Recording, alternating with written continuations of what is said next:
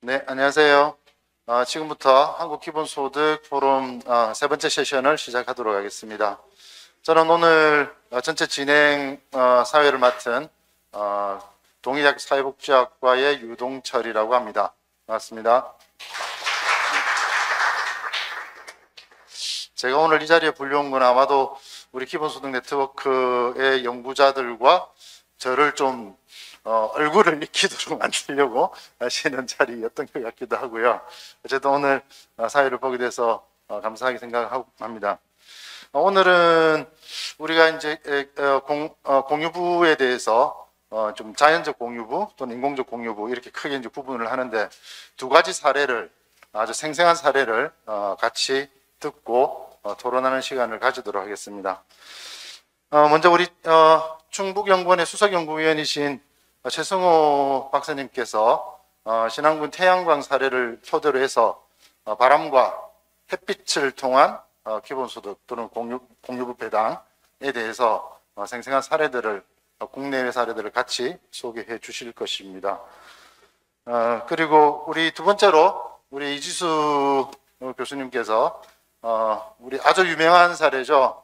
우리 이재명 지난번 그 대통령 후보 시절에 판동초 기본소득 이야기를 듣고 울컥 했었다라고 이야기를 전해 들었습니다. 어쨌든 어린이들의 기본소득의 최초의 사례가 아닌가 생각을 하고 우리 판동초 사례를 이렇게 사례 연구처럼 아주 스토리 있는 사례 연구를 잘 구성을 해 주셨습니다. 정말 이야기 듣는 기분으로 들어주시면 되겠습니다. 토론 두 분은 저희가 토론 시작할 때 따로 소개시켜 드리도록 하고요. 먼저 최승호 박사님 먼저 초청이 듣도록 하겠습니다. 큰 박수 부탁드립니다. 이 주제는 사실 조금 제가 원래 애초에는 이 주제를 원래 계획상에는 없었습니다. 단지 원래 계획상에서 경기도 농촌 기본소득을 원래 다루기로 했는데 좀 뭔가 사정이 생겨서 그래서 이거를 조직하시는 데에서 또 주제나 섭외를 또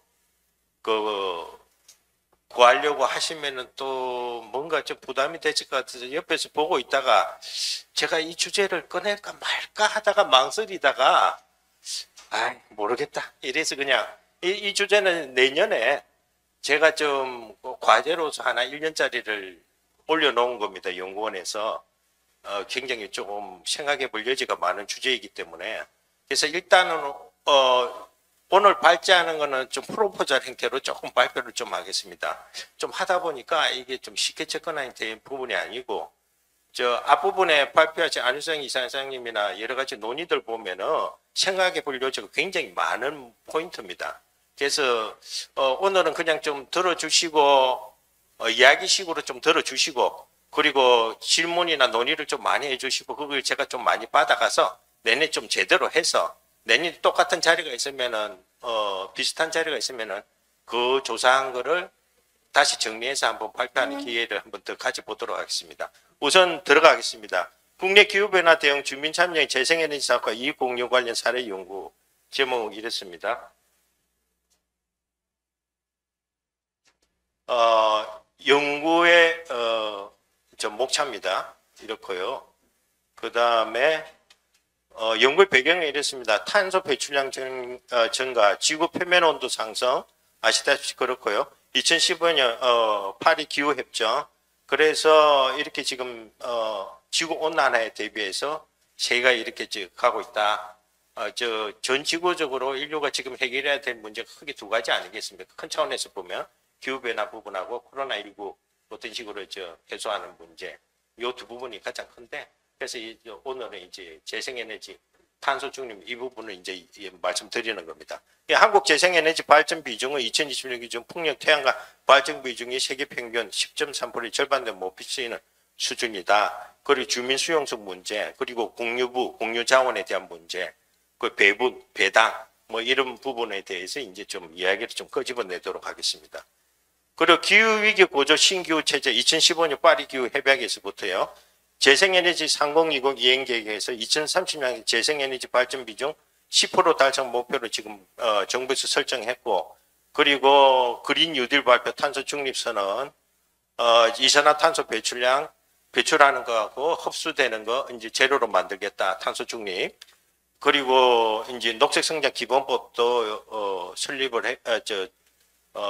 설정을 했고 추진하겠다고 했고, 그리고 기후가스 감축인지 예산제 시행해서 온실가스 감축인지 예산제든 정부 예산이 투입된 정책과 그 정책이 추진될 때 탄소 감축에 미치는 효과를 평가하여 정부 예산 편제 집행에 반영된 제도다. 뭐 이렇게 볼 수가 있습니다. 이렇게 전개가 되고 있고요. 과연 실제로 이게 탄소 중립으로 갈 수 있을 건지 굉장히 정부 차원에서 상당히 지금 드라이브를 좀 많이 걸고 있더라고요.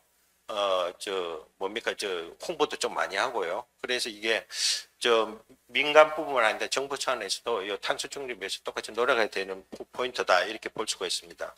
그리고 이게 필요성은 이렇고요. 차례 목차대로 이렇습니다.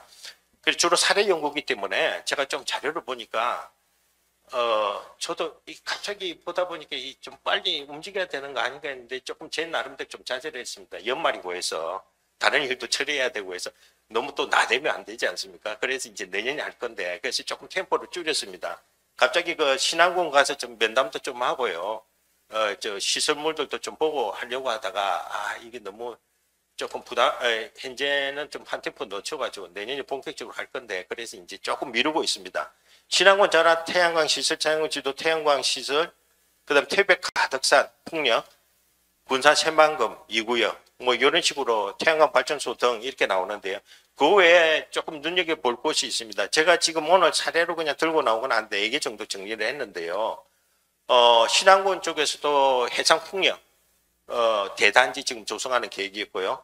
그리고 오늘 윤영준 선생님 제주 가시리 해상풍력 그런 이야기도 좀 그것도 지금 좀 거론을 할 수가 있고요. 그 다음에 또 인천 앞바다의 그 덴마크 해상풍력 설비 회사가 지금 거대 풍력 단지를 조성할 계획도 지금 추진 중에 있습니다. 뭐 이렇게 해서 이제 국내 사례를 한번 보고요. 바로 그 위에 되게 보면 덴마크와 독일 사례가 되게 태양광과 풍력 재생에너지 개발을 거론할 때 자주 모범 사례로서 거론되는 거기 때문에 그걸 잠시 언급하도록 하겠습니다. 그리고 주민 참여 및 이익 배당 방식 이렇게 전개하도록 하겠습니다. 다 팩트 위주는 좀 빨리 넘어가겠습니다. 덴마크 같은 경우 그 73년부터 오일쇼크 그리고 70년대 그 협동조합을 결성해 시민소유 풍력 발전소들 건설하기 시작했고요. 그래서 정부는 1985년 몇몇 개인의 대형 협동조합이 풍력 발전이 주요 소분에 되지 않은 부분 제정하겠습니다. 이후 삭제해서 계속 전개가 되고 있습니다. 그리고 2002년에 설치된 풍력 설비 발전 약 40% 지역 풍력 협동조합이 운영되고 있다. 이렇게 볼 수가 있습니다. 그래서 이게 밑에 보면은 영국의 기후에너지 싱크탱크 엠버가 발표한 국제전력 리뷰 2029 보고서에 따르면 덴마크의 51.8%의 재생에너지 충당하고 있다. 그러니까 해양 풍력이 상당히 큰 비중을 차지하고 있다. 이렇게 볼 수 있고요. 미델 구른된 해상 풍력 단지에서요. 이게 2000년에 완공됐고 덴마크 수도 코펜하겐에 3.5km 해상에 설치가 됐고, 그리고 주민 참여 그리고 배당 같은 부분에서도 어떻게 전개되냐면은 주민에게 주식 우선권 부여했고요. 그리고 이중 86%에 달하는 8,552명의 주민이 조합에 등록하면서 시작됐고, 그리고 또 하나 그리고 협동조합이 지분 절반을 보유하고 있고, 특히 바다의 설치 관광 코스로도 이게 또 기여를 하고 있다. 뭐 일자리 수익 창출에도 톡톡한 목을 하고 있다. 관광 부분이 이렇게 볼 수가 있습니다. 그럼 독일 부분 태양광 발전소 같은 경우 80년대부터 시작했고요. 2011년 후쿠시마 이후로 협동조합이 빠르게 늘어나면서 2017년 현재 1000여 개를 넘어섰습니다. 그리고 여기에 또 주민 참여형 재생에너지 개발에서 또 톡톡한 기여를 하고 있는 것이 보면은 협동조합 은행이 별도 존재하고 있고, 재건은행과 지역은행들도 협동조합이 저리 융자금을 또 제공하는 것들이 큰 기여를 하고 있습니다. 이렇게 볼 수가 있고요. 그래서 또 달데스하임 마을 사례를 한번 보겠습니다. 독일의 동남부 지역의 주인데 착신 지역에 위치하고 있습니다. 조그만 마을인데 신재생에너지 세계적인 성공 마을로 이제 탈바꿈됐고요. 그리고 이 마을에서 보면은 또 초기 투자비 주민 20% 출자해가지고 정부 지원, 나머지는 지역은행에서 담보대출을 받아서 또 추진이 됐습니다. 이렇게 보시고, 그 다음에, 마을 주민 1000명이 사용하는 전력 수요량이 45배, 마을 전체 내 수요량이 15배에 해당하는 양, 초과된 전기 생산의 전력 공급망에서 또 판매까지 하고 있습니다. 이렇게 볼 수가 있고요. 또 풍력까지도 이제 또 설치가 됐고, 그 다음에 바이오가스 공장 설립, 여기까지 나오고요. 마을에서 또 월간 뉴스레터, 이걸 통해서 정보 공개들 또 상세히 좀 하고 있습니다. 예상 공개라든지 뭐 이런 것들요. 배당 관계도 이렇게 이제 상세하게 공개를 하고 있고, 이렇게 볼 수가 있습니다. 이렇게 해외 사례를 봤고요. 국내 사례에서 먼저 자라 태양광 발전소 신안 부분에요. 먼저 신안군 해외 지역 주민조합이 설립이 됐고, 그리고 주민 설명회 거쳤고, 그래서 주민 207명이 참여, 총 22억 7,300만 투자를 했고요. 채권 이자 수익 및 지역 주민 피해 보상비 등 연간 3억 원의 주민 참여 수익이 지금 발생하고 있는 상황입니다. 그래서 이제 자주 이게 언론에 나옵니다. 보시면은 그래서 상당히 그 주민들이 뭐 예를 들어가 가구당 뭐 100만 원을 받았다든지 이럴 때 대단히 만족해했다는 뭐 이런 기사 내용들을 이제 자주 접할 수가 있습니다. 그 다음에 신안 태양광 발전소 이것도 사업 초기 주민들 태양광 사업의 이익을 사업주가 대부분 가져가는 불신이 팽배했는데 국민주주 프로젝트 신재생에너지 금융 지원 사업을 통해서 추진된 성공 사례로 꼽을 수가 있습니다. 지도 주민이 약 70% 주민조합에 참여를 했고요. 그리고 2,800만 원의 배당금을 또 수령하고 있습니다. 그리고 태백 가등산 풍력단지 이것도 보시면 마을 기업을 설립을 했고 전체 사업비가 이렇게 나오고 그리고 투자 수익률 8.2% 수준인 약 1억 3천만 원을 또 공유하고 있는 상황입니다. 그리고 국내 이게 새만금 미구역 군산 지역이죠. 여기 보시면은 주민 및 지자체 의견 수렴이 반영이 됐고 주민 참여 사업을 확보를 통해 한국재생에너지 국민주주 프로젝트를 신청해서 또 선정이 됐습니다. 이 부분도 보면은 어느 정도 그래서 사업 수익의 76%를 지역사회와 직접 공유하는 행태고 밑에 보시면 시민펀드 등 주민투자금은 7% 배당이 약 603억 원의 수익 발생하고 군산시 수익으로도 약 257억 원을 발생하고 있습니다. 또 주민의 그 지역 태양광이 설치된 그 지역 주민만 해당되는 게 아니라 대규모 시민펀드를 조성해서 또 투자한 행태입니다. 뭐 이렇게 볼 수가 있고요. 이렇게 팩트로 넘어가고 주민 참여형 재생에너지 사업에 발전 수익을 공유하는 사업이다. 그리고 주민 수용성이 문제는 또 그 대신에 좀 심각하다. 뭐냐 2010년 전국에서 허가가 반려되거나 보류된 태양광 풍력 발전 사업 3건 중 한 건은 주민 반발에 의한 것이다.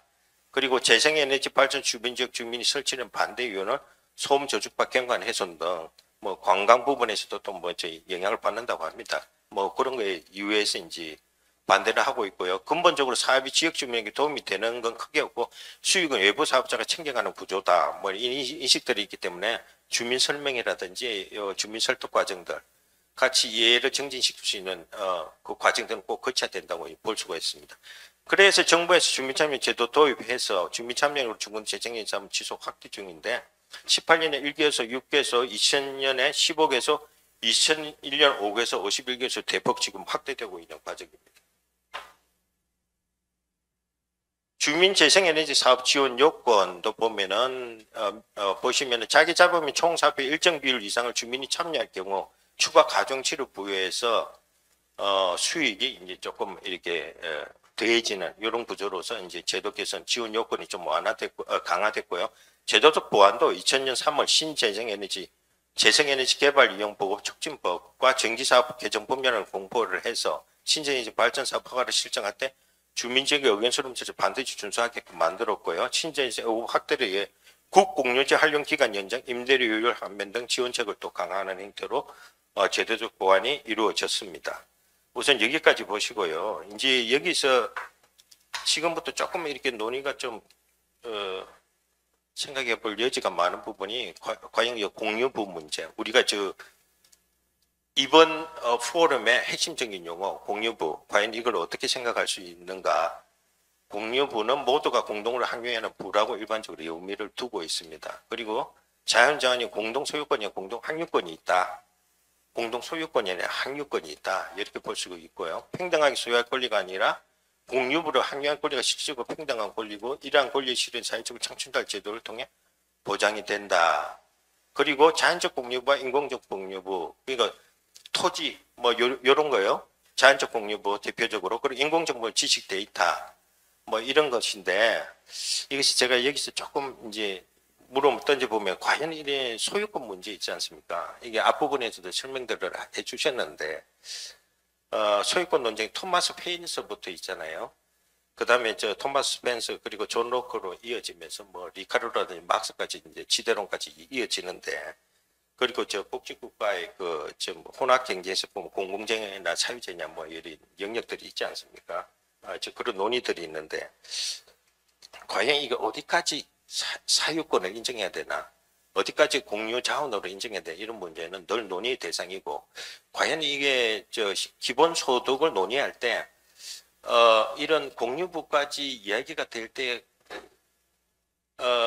과연 지금 어떤 담론에 있어서 생각해 봐야 되는, 또 실질적으로 뭔가 적용할 때 논의가 꽤 많이 펼쳐질 수밖에 없는 부분인데, 이것이 결국 현대 사회로 넘어오면서 결국 사회와 공간이 계속 확대되지 않습니까? 유형 무형의 어떤 자산들이 계속 개발이 되고 개량화되면서 부 자체가 사유화되는 어떤 형태들. 뭐 예를 들어 저번에 그 포럼 할 때도 원래 포럼 할 때도 그런 논의들이 있었던 것 같은데, 만약에 예를 들어 어떤 그 유전자 정보 같은 것이 뭐 데이터 산법이 풀려가지고 은행의 정보들이 풀려가지고 그걸 제가 이용을 해가지고 어떤 이익을 취했다고 했을 때, 과연 공유 차원으로 뭐 데이터 정보를 공유 부로서 인정을 해서 공동으로 배분해야 되느냐 안 되느냐, 이것이 또 기본소득으로 가야 되느냐 안 되느냐, 기본소득 재원으로 끌어들여야 안 되느냐, 뭐 이런 것들이 논의가 늘 끊임없이 일어날 수밖에 없다, 뭐 이렇게 볼 수가 있습니다. 그래서 저는 조금 이렇게 모두에게 주어지는 권리, 이거는 결국 소유권 분쟁으로 또 갈 수밖에 없고, 또 이것이 지금 현대사가 계속 분화되면서 생산자가 소비자가 이렇게 애매해지는 경우가 있거든요. 어떤 영역에서 데이터 같은 경우도. 그래서 이거를 어떻게 바라봐야 되는가. 결국 공유부 이론으로서 이렇게 계속 이렇게 우리가 정립해 나가야 되는 건지, 논의를 해야 되는 건지. 그래서 조금 이렇게 툭 던져봅니다. 그냥 이거 좀 더 다른 이론적 담론이 없을까 하는, 그냥 저도 자신은 없습니다만 어떤 정의론 입장에서 한번 또 던져볼 수 있지 않을까 하는 생각을 듭니다. 제가 이게 좀 너무 큰 이야기인 것 같은지 모르지만은 이걸 던져보면서 또 제가 작업해야 될 부분이 많아서 그냥 실질적 자유, 뭐 기회의 평등이라든지 모두에게 보편적 생계 보상, 보장이라는 어떤 이론, 복지국가의 담론 속에서 이야기된다면 이게 페어니스, 그리고 독일어는 게레히스티카이, 뭐 이런 이론 틀에서 좀 접근할 수도 있지 않을까 하는, 그냥 한번 이야기를 한번 던져보고 싶습니다. 그래서 이제 실질적 분배 방식, 그러면은 이게 재생에너지 부분에 이게 어떻게 될 것인가, 어떻게 지금 공유부로서 실질적 분배 방식, 지금 여러 사례들을 봤는데 여기서 보면은 주민 참여 기회에 비례한 배분이 있는데 주민 참여, 협동조합, 뭐 채권에 의한 지분 참여 요 방식이 있고, 지역 현물 보상 방식도 있었습니다. 마을 해관 건립이나 전력 공급을 마을에 이렇게 해주는 방식이 있었고요. 그리고 또 무조건 공유부 주민 배당 이런 것도 뭐 100만 원씩 주민들한테 나눠주는 게, 단지 그 태양광을 설치한 그 염전 일대의 그 뭐 3km면 3km, 5km면 5km, 3km 이내에는 뭐 100만 원을 주고 5km면은 50만 원을 주는 뭐 이런 식의 또 합의 뭐 이런 것들이 조례에서 정해져가 진행되는 거, 이렇게 봤을 때 이게 과연 주민참여 기여에 비례한 배분이 맞는지, 또는 현물 보상일 수 있을지, 무조건 공유부 주민 배당일지, 여기서 보면 꼭 현물만 기본 배당으로서 생각할 수 없지 않는가, 다양할 수 있지 않는가, 이렇게 볼 수 있습니다. 시간이 조금 그렇죠. 제가 좀 빨리 넘어가겠습니다. 20분을 주셔가지고 제가 조금 시계가 없어가지고 좀 신경이 좀 쓰이는데 우선 이렇게 결론 부분에 남겨진 의문입니다. 이게 제가 결론을 내고자 하는 게 아니고요. 주민 갈등과 공유 배당에서 개발주의적 자본 중심적 개발로 인한 갈등과 모순에서 태양광 발전소가 염전과 농지를 잠식한다면은 그리고 해상풍력 발전소 지역공동체 분열 가속화 있을 수도 있다. 이게 뭐냐면 지금 신안에서 태양광 발전 단지를 염전 부지에다 세웠는데 염전 가격이 중국 소금에 비해서 좀 가격이 하락돼서 주민들이 이렇게 그 부지를 활용한 거 아닙니까? 그래서 그게 이해가 맞아떨어서 했는데 과연 또 이렇게 던져볼 수 있지 않습니까? 과연 그 국제 염전 가격에 의해서 영향을 받아서 치더라도 그 없어진 염전은 다음에 또 어떤 식으로라도 또 염전이 소금이 또 필요하게 될 때 그 부지는 또 다른 식으로 전용이 돼 버리는데 그런 거는 좀 생각 안 해보는가 뭐 하는 이런 생각도 한번 해봅니다. 그리고 이게 태양광이나 풍력 발전소 지역 공동체 분열 가속화 시키잖아요. 이거 한번 설치되면요 아시지 않습니까? 주민들 간의 그 이익분에 대해서 상당히 갈등이 많습니다. 그거를 이제 내년에 좀 더 세세하게 조사를 해볼 건데요. 그런 부분이 좀 있고요. 그래서 이제 근본적으로 피해 보상인가 이익 공유 배당인가 이런 거를 한번 던져보는데 시설 설치되는 환경에서 어권 손실 등의 보상인가 그 모두의 공유 자원과 이익으로 햇빛 연금, 바람 연금 배당인가 식업 수단이 현금인가 현물인가 그리고 주민 참여 허용 범위에서 시설 인근 주민인가 뭐 3km 이내, 5km 이내 그 단지 주변에 또는 뭐 예를 들어 신안군 전체 주민일지 아니면 뭐 전국민 배당 행태에 목일 수도 있지 않느냐 뭐 이렇게 이야기 던질 수 있거든요. 햇빛이나 바람이라는 게 꼭 소유권이 있는 거 아니지 않느냐 뭐 이렇게 말씀을 던져볼 수 있습니다. 여기서 우리가 어떻게 합의를 끌어내 보느냐. 그래서 아까 정남영 선생님입니까? 그 볼리드 데이비드 2015년에 공유인으로 사고하라 뭐 이렇게 나오는데 그걸 조금 요약 정리해 놓은 걸 보니까 이렇게 나옵니다. 이런 갈등을 해결하는 방식들. 가치 관습, 규범, 문화 등의 사회 가버넌스가 공유주의의 핵심이다. 푸는 방식이, 해결하는 방식. 근데 이게 상당히 좀 추상적이지 않습니까? 그래서 이게 지금 이제는 주민조례에 의해서 이제 신안군 같은 경우는 그 배당이 결정이 됐는데 또 어떤 데는 주민들 속에는 그런 이야기, 공산주의 방식도 아니고 뭐 하는 짓이냐 이제 이런 식으로도 이야기가 그 문헌을 봤거든요. 뭐 그런 거. 그래서 과연 이 부분에서 배당 부분, 참여 배당 부분에서 협의와 합의가 어떻게 가능한가 이렇게 봤는데 그리고 여기서 보면 꼭 수익 이해라는 게 있습니다. 수익에 대한 이해. 이게 마을에 뭔가가 들어오고 이익이 생기면요 꼭 갈등이 있게 마련입니다. 그래서 이게 우리 최영주 선생님이 그 발제문 좀 적어놓은 거 보는데 이게 또 굉장히 중요한 이야기. 사회적 경제 공동체 활성화 이게 키포인트가 될 수 있거든요. 지역 사회 필요에 따른 생산과 소비 그리고 서로 간의 이해 정진, 인식 개선 뭐 이런 것들이 또 키포인트가 돼야 되지 않는가. 공유 배당을 실현할 때 뭐 이렇게 볼 수가 있습니다. 이상입니다. 시간이 어떻게 오버되는지 모르겠습니다.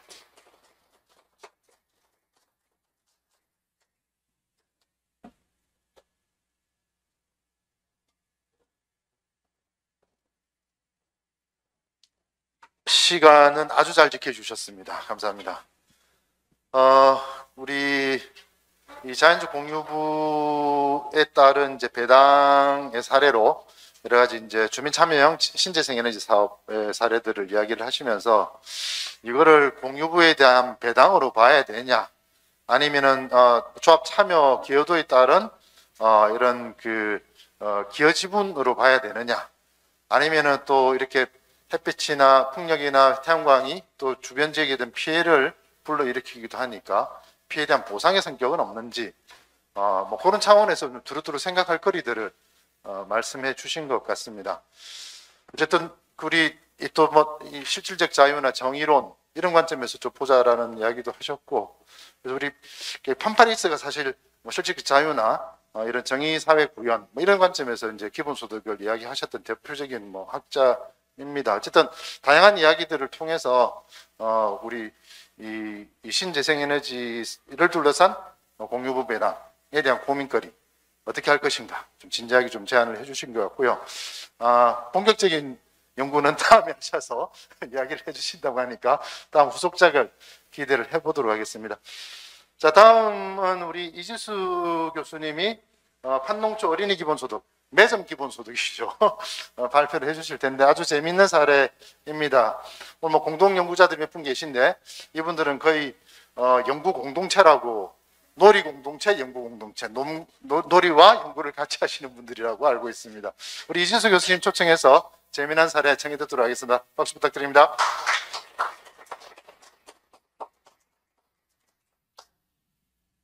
예, 안녕하세요. 방금 소개받은 군산대학교 사회복지학과의 이지수라고 합니다. 이 자리에 처음 서보는데요. 이게 여기 계신 분들한테는 별로 안 떨리는데 요 카메라가 많이 떨리네요. 네.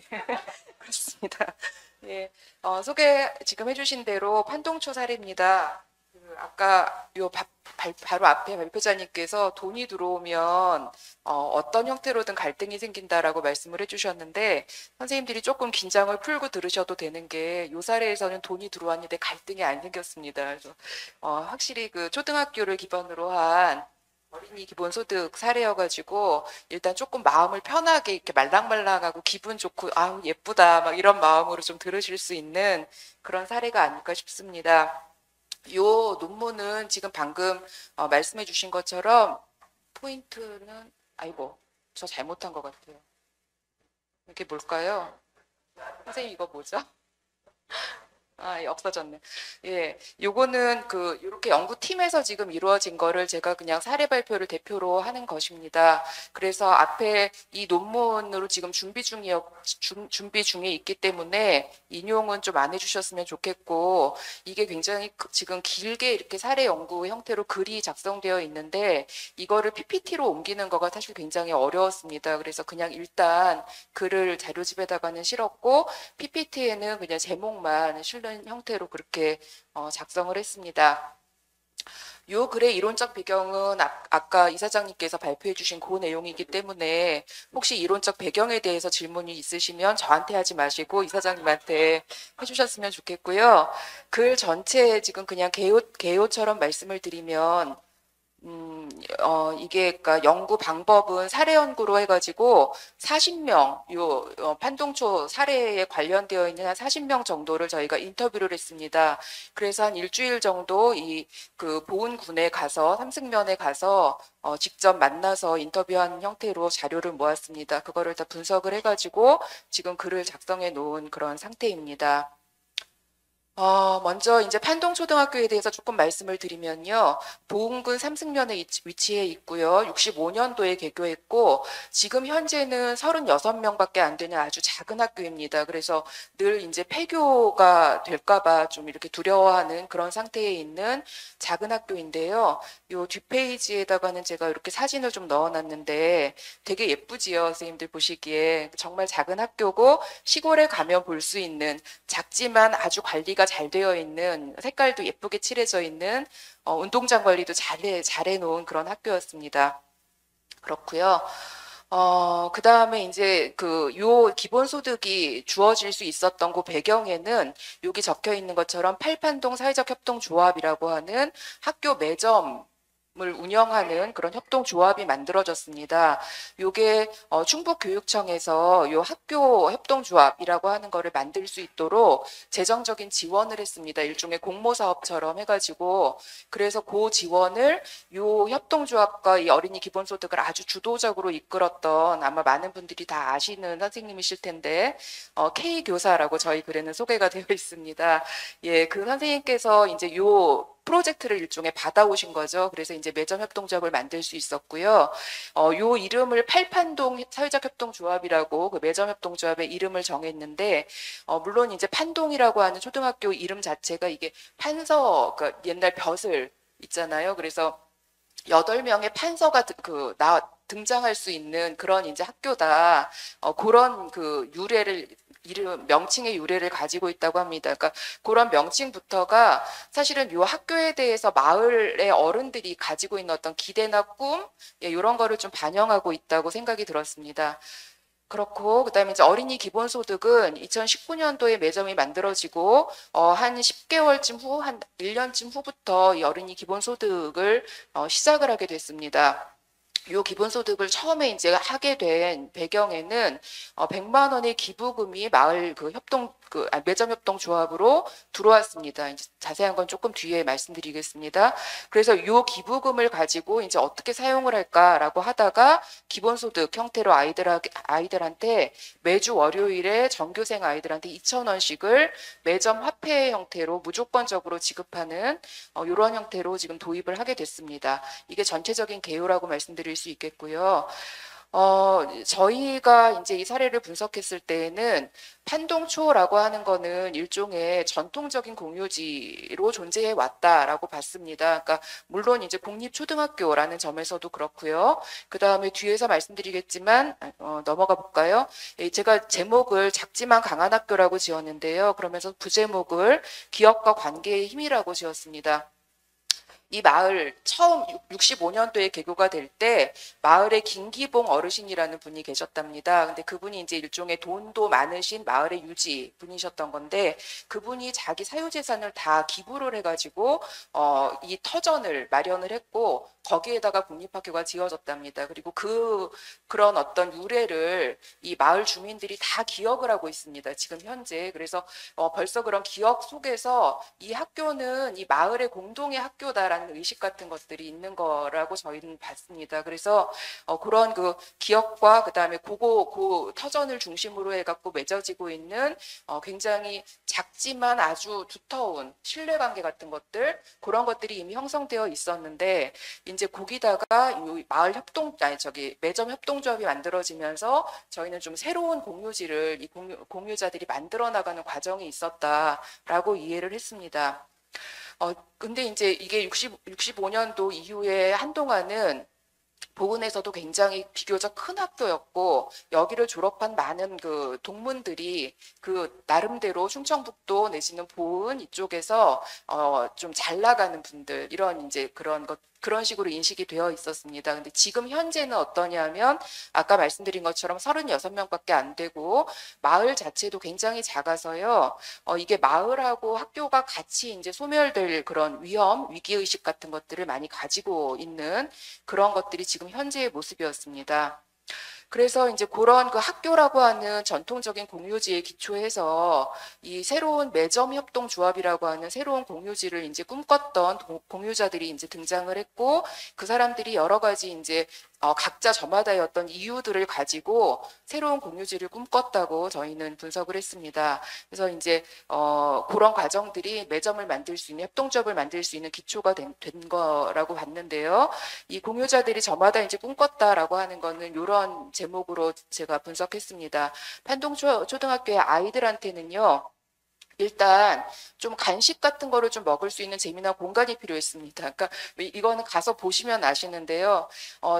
거기 학교 선생님도 그런 말씀을 하세요. 충청북도에 아무리 시골 학교를 가더라도 이 판동초등학교만큼 학교 앞에 아무것도 없는 학교는 없다. 이렇게 말씀하시거든요. 그래서 딱 그 문을 나서면 바로 그냥 농가 밭과 이런 사과 농장과 이런 것들이 펼쳐질 뿐입니다. 그래서 그 근처에 아이들이 걸어서 갈 수 있는 어떠한 그 매점이나 시설도 없습니다. 그래서 아이들이 가기에는 좀 멀리 떨어져 있는 걸어가기는 좀 어려운 차를 타고는 금방이지만 이제 그런 정도 거리를 나가야 면소재지가 있는 거죠. 근데 물론 면소재지에도 아이들의 어떤 놀이 공간이나 이런 것들은 별로 없고요. 그냥 식당 몇 개와 뭐 농협 같은 것들, 매장들 이런 것들이 조금 있을 뿐입니다.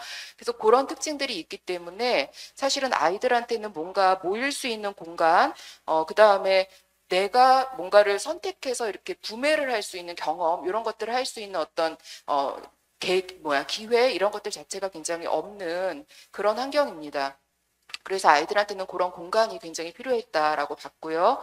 그 다음에 아까 말씀드렸던 그 선생님, 주도적으로 이 일을 다 이렇게 좀 추진해 나가셨던 분인데 이 K 교사 같은 경우는 나름대로 대안교육에 대한 신념을 가지고 계시는 분입니다. 교사가 되기 전에 실습이나 이런 것들, 자원봉사 이런 것들을 요즘 그 혁신학교의 모형이 됐던 남한산초등학교라고 선생님들 혹시 아시나요? 거기서 그런 훈련을 나름대로 하시면서 대안교육에 대한 꿈을 굉장히 키워왔던 그런 선생님이셨습니다.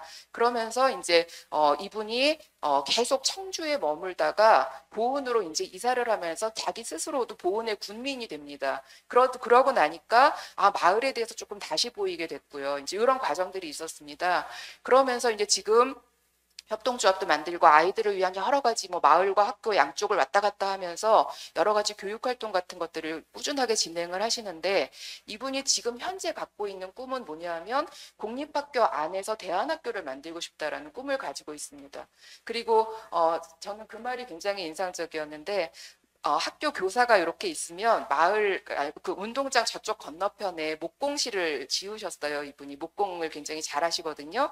그래서 거기다가 목공실을 짓고 거기에 이렇게 앉아가지고 이제 나름대로 뭐 학부모들하고도 거기서 활동도 하고 여러 가지 활동 같은 것들을 계속 이제 말하자면 일을 꾸미고 계시는 거죠. 그 안에서. 그런데 그 선생님이 거기 목공실을 저희한테 굉장히 자랑스럽게 자부심을 가지고 소개해 주시면서 이제 말씀하셨던 게, 저는 이 공간이 너무 좋아요. 이렇게 말씀하시는 거예요. 학교 안에 있지만 학교 바뀐 것 같아요. 이렇게 말씀을 하시더라고요. 그래서 그런 그 것들이 이분이 뭔가 지금 현재 상태에 머물려고 하지 않고 계속 뭔가 새로운 것들을 추구하면서 그 가운데 그 핵심에는 항상 아이들이 있다라는 생각을 좀 하게 됐습니다.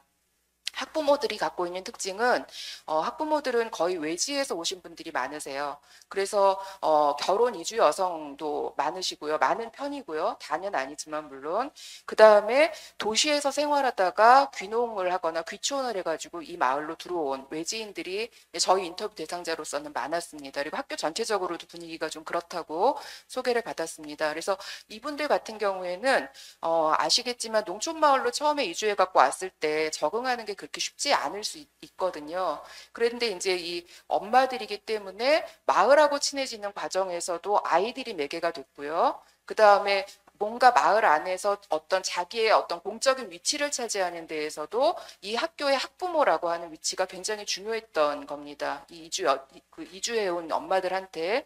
그래서 뭔가 학교를 통해서 뿌리 내리고 싶은 그런 마음들, 이 지역의 주민으로서 인정받고 싶은 마음들, 주민들하고 뭔가 관계를 형성하고 싶은 마음들, 이제 그런 것들이 이제 있었던 건데, 그게 이제 이 협동조합 매점을 만들면서 굉장히 이렇게 구심점을 가질 수 있는 그런 걸로 작용을 했다고 봤습니다.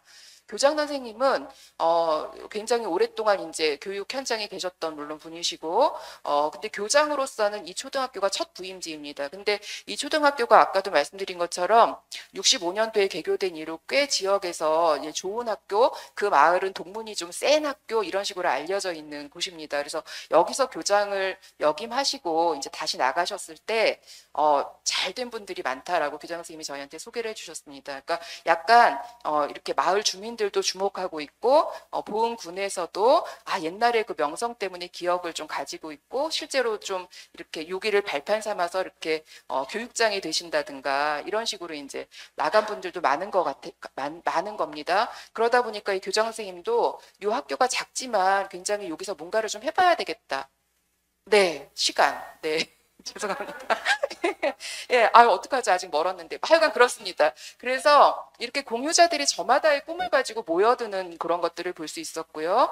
그 다음에 일정하게 이 공유자들을 연결시킬 수 있는 제도적인 맥락도 있다라고 봤는데, 아이들 같은 경우에는 다모임, 요건 일종의 학생 자치회입니다. 그리고 보은 지역에 있는 교육에 관심을 두는 협동조합원들이 있습니다.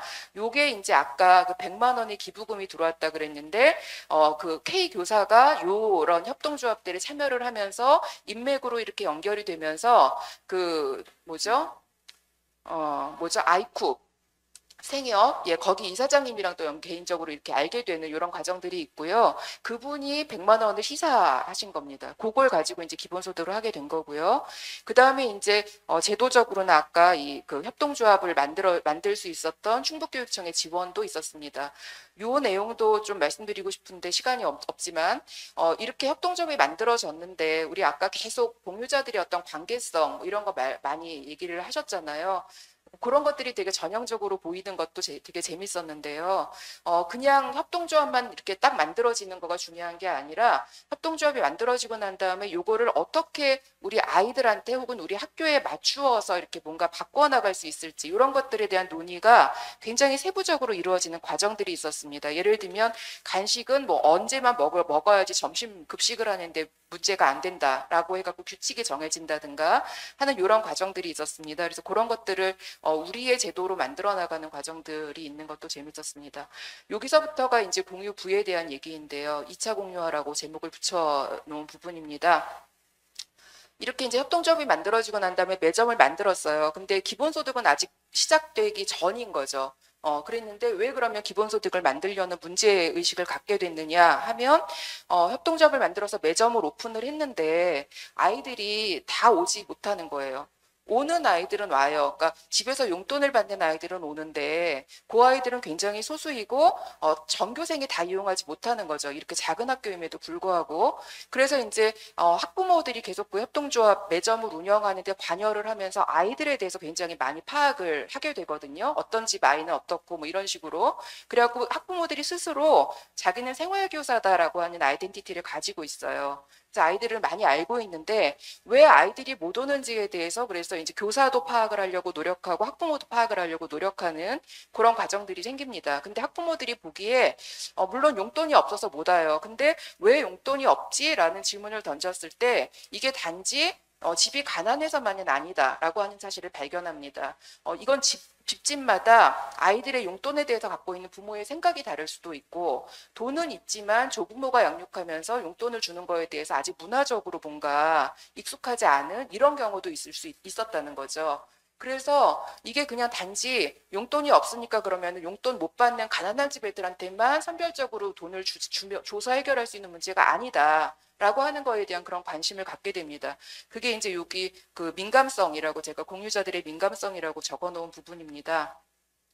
물론 이제 그거에 앞서서 그 K 교사에 대한 교사가 가지고 있었던 어떤 리더십과 그분에 대한 신뢰 이런 것들은 아주 강하게 작용을 했습니다. 그리고 학부모들 입장에서 이제 이 평등에 대한 공감대가 굉장히 컸던 것도 그래서 학교에서 뭐 주면은 다 줘야지 왜 선별적으로 주냐 이런 얘기들을 너무나 자연스럽게 하시는 거를 저희가 볼 수 있었습니다. 그러던 차에 이렇게 협동조합 연결망을 통해서 아까 말씀드린 것처럼 기부금 100만 원이 들어온 거였고요. 그래서 이제 기본소득으로 나눠주자 했을 때 아무도 반대하지 않았습니다. 여기는 갈등이 생기지 않았다고 제가 아까 말씀드렸는데요. 그래서 K 교사가 이제 기본소득에 대해서 이미 알고 있었고, 그래서 이거를 아이들한테 기본소득의 형태로 쿠폰을 일주일마다 똑같이 주면 애들이 되게 잘 이용할 수 있을 것 같아. 이렇게 제안을 했을 때 학부모나 뭐 교장이나 다 반대하지 않으셨다고 합니다. 다만 이거의 이름을 기본소득으로 지을 건지에 대해서는 약간의 논쟁이 있었다라고 합니다. 근데 그 부분은 조금 강 교사가 좀 강력하게 말씀을 하셔서 기본소득이라는 이름으로 만들었다 이렇게 말씀을 하셨습니다. 그래서 이제 기본소득을 제공하고 나니까 몇 분 남았죠? 네. 저 말이 더 무섭네요. 예. 그래서 그렇게 주고 났더니 이제 어떤 변화가 있었는지 이제 말씀을 드려보면 일단은 정말로 많이 이용을 하게 된 거죠. 애들이 전부 다 쿠폰을 받을 수 있었기 때문에 이제 많은 아이들이 모여서 그 안에서 뭐 숙제도 같이 하고 뭐 이런 아이들이 이렇게 계속 모여서 뭔가를 같이 하는 이런 공간으로 이제 작용을 하게 된 거고요. 그 다음에 이제 여기 보시면 그 공유지의 의미가 변화했다라고 하면서 평등과 연대라고 제가 말씀을 드렸는데요. 이 평등이라고 하는 거는 되게 재밌는데 이 기본소득 형태로 쿠폰을 받고 나니까 아이들이 부모가 주는 용돈으로부터 자유로워질 수 있었던 거죠. 근데 부모가 주는 용돈은 아이들한테는 쓸 수 있어서 좋은 돈이기는 한데 일종의 부모한테 맞춰서 써야 되는 돈인 거예요. 이거 사가지고 가면 부모가 뭐라고 하기도 하고 야단치기도 하고 이럴 수도 있고 눈치가 보이는 돈이었던 거죠. 그러니까 애들이 굉장히 많은 걸 알고 있더라고요. 그래서 1차적으로 평등이라고 했을 때 아이들이 부모하고 좀 약간 대등한 관계, 독립적으로 쓸 수 있는 돈 이런 의미를 얘기를 많이 했고요.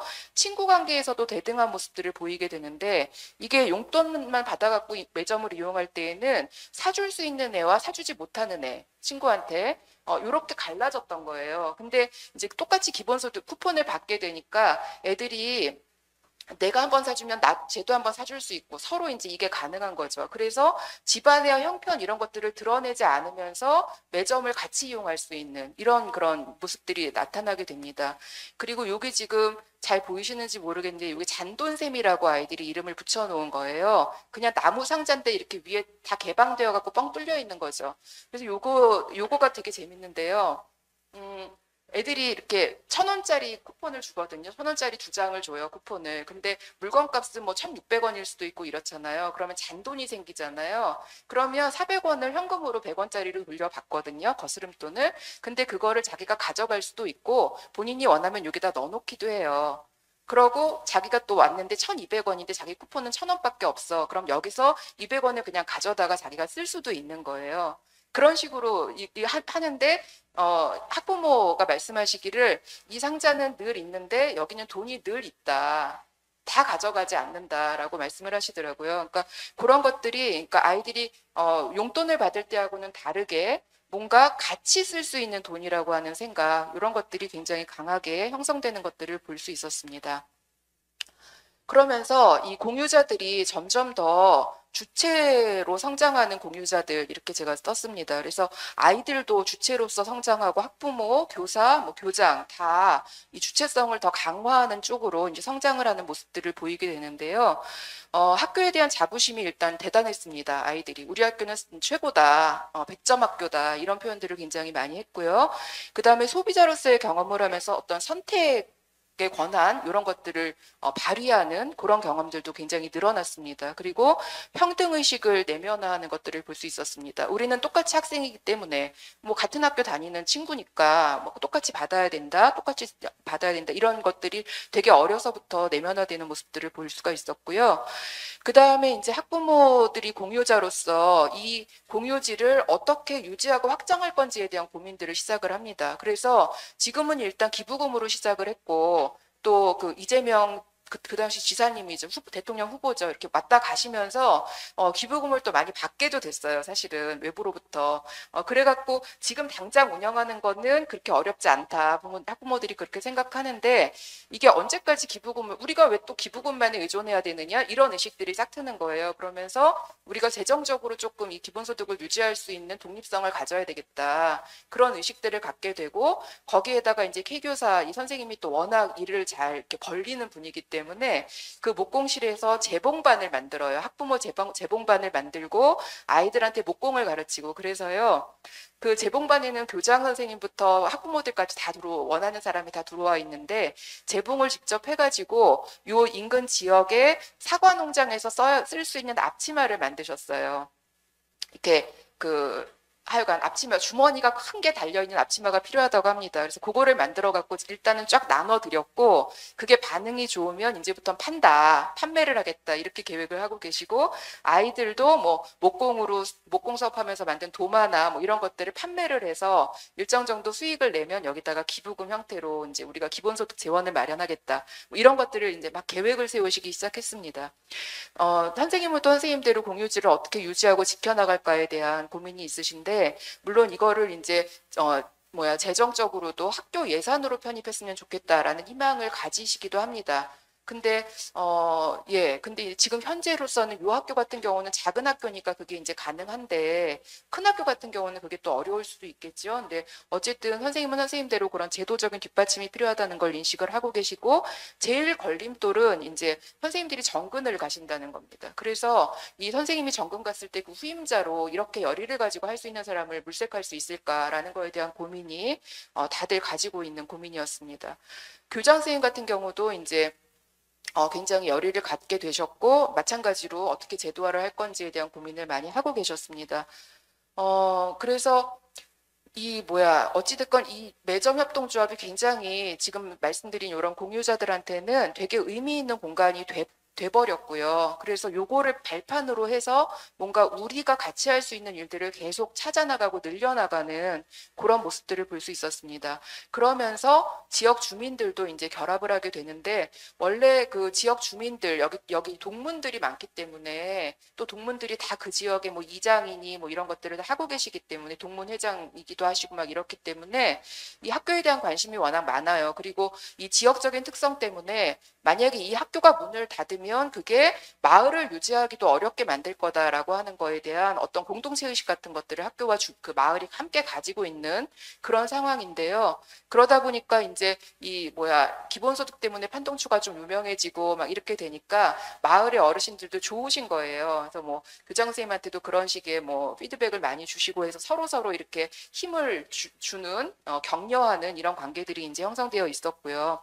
그 다음에 이제 외부적으로 뭐 네트워크를 비롯해서 개인 후원자들이 좀 지금 그 시점에서 작년 저희가 갔을 때 그 시점에서 특히 후원자가 많이 늘어나 있는 모습도 볼 수 있었습니다. 그러면서 이제 뭔가 좀 이 보편적인 복지제도에 대해서 이런 공유자들이 많이 생각을 하게 되고 평등 연대 뭐 이런 가치들을 내면화하게 되고 하는 과정들을 볼 수 있었습니다. 그래서 사실은 이제 이게 요 사례 자체는 작은 초등학교 안에서 우리 정말 아이들 중심으로 해가지고 있었던 사례였기 때문에 아까 말씀드린 것처럼 여기서 별로 갈등 요소를 찾아보거나 이러기는 좀 어려웠고요. 굉장히 교육적인 어떤 프로그램으로서의 강점, 뭐 어떤 파급력 이런 것도 가질 수 있을 거라는 생각도 많이 들었습니다. 저희가 분석을 교육과 관련해 갖고 하지는 별로 않았지만 그런 생각도 가질 수 있었습니다. 이 사례가 공유부를 다시 기본소득으로 투자하고 분배하고 뭐 이러는 과정에 대해서 어느 정도의 어떤 영향력을 가질 수 있는 사례인지에 대해서는 많은 토론이 필요하고 아마 선생님들이 또 의견도 많이 주실 것 같기는 해요. 그래서 한 개 초등학교, 시골 초등학교에서 있었던 사례이기 때문에 이거를 바로 뻥튀기 해가지고 국가 단위의 기본소득 이렇게 물론 갈 수는 없다는 건 저희도 물론 인식하고 있는데요. 여기서 벌어진 이런 공유자들 사이 어떤 관계 신뢰부터 시작해서 나름대로 기본소득이라고 하는 형식으로 분배를 했을 때 그거에 관련된 사람들이 어떻게 의식적으로 또 관계적으로 변화할 수 있는지 이런 것들을 보여주는 하나의 재밌는 유익한 사례였다는 생각은 합니다. 늦었나요? 넘었나요? 시간? 예, 감사합니다.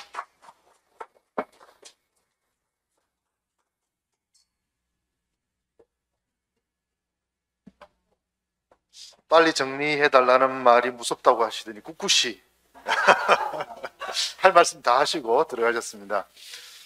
우리 판동초 사례 보면 진짜 이게 어린이들이 부모님들의 기대와 눈치로부터 자유로워지는 실질적 자유를 획득하는 과정들을 우리가 목격할 수 있었던 것 같습니다. 자, 그러면 우리 그 패널 분들 모시고 다 같이 이야기 나눠보도록 하겠습니다.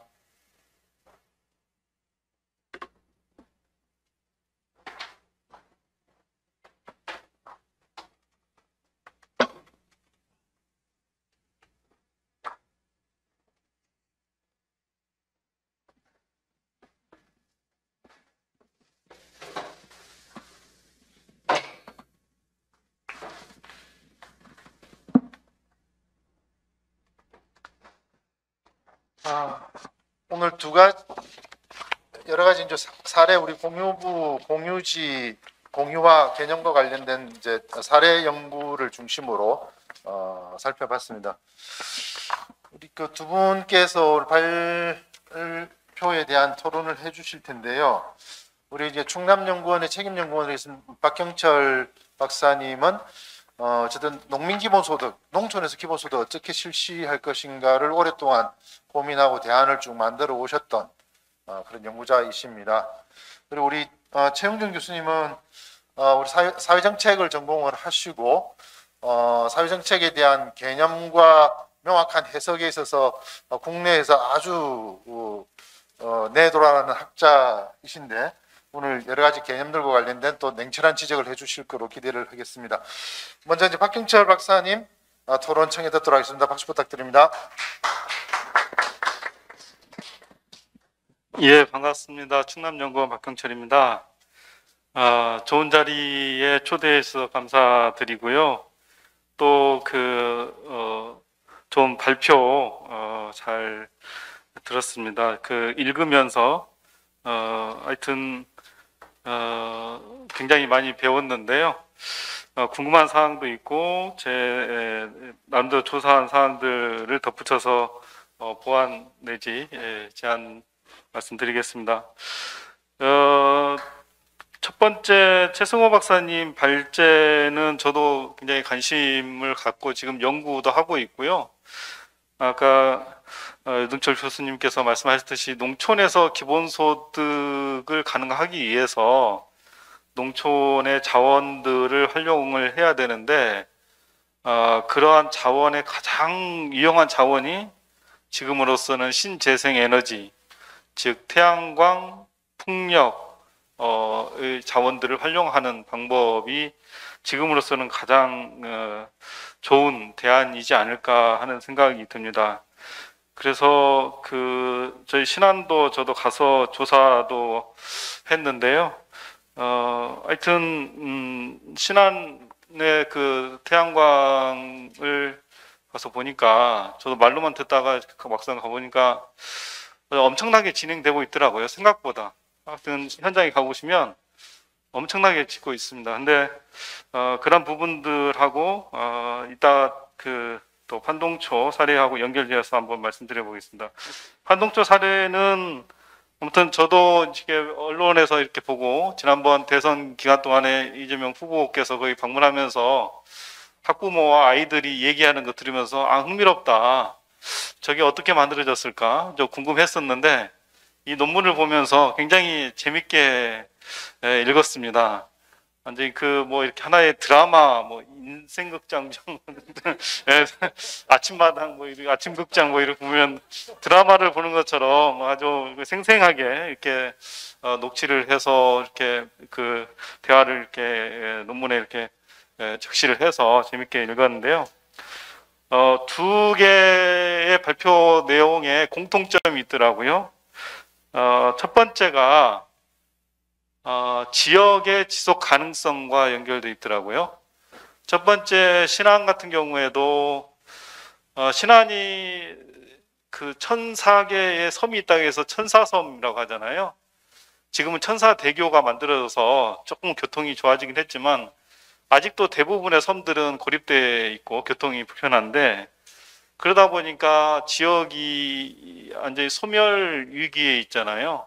섬에 무인도도 많고 그런 상황에서 군수께서 좀 재선을 한 것 같은데 군수가 이 지역이 이렇게 소멸되는 것을 막자 해서 생각해낸 게 이 신재생에너지 이 공유제입니다.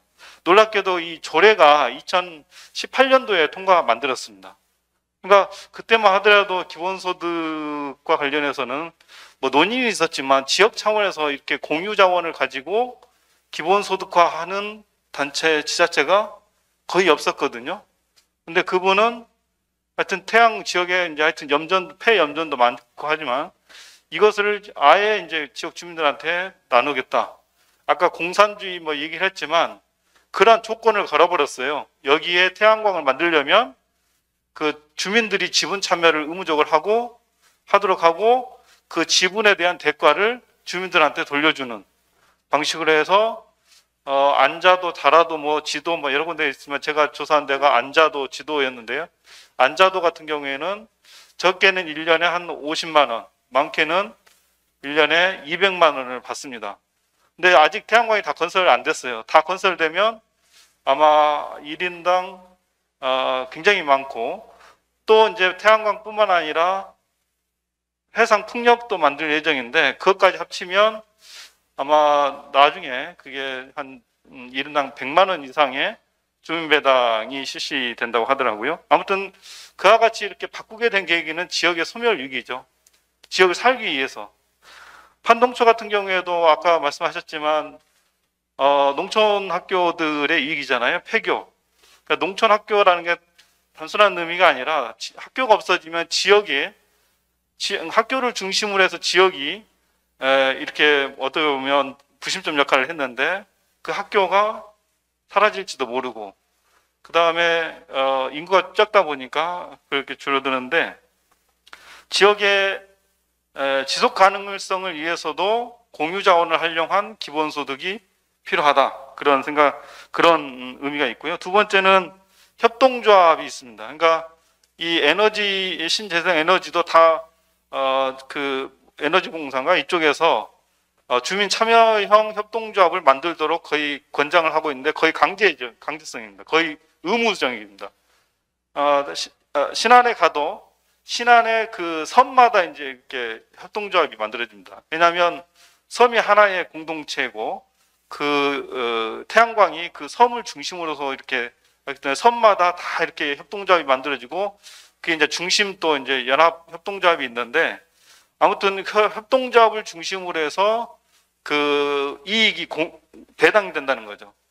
예, 판동초에서도 마찬가지. 협동조합이 있기 때문에 어떤 공유부를 협동조합을 통해서 창출을 하고 그 협동조합 내에서 이제 그 공유부를 이렇게 개인들한테 기본소득의 형태로 나누게 된다는 거죠.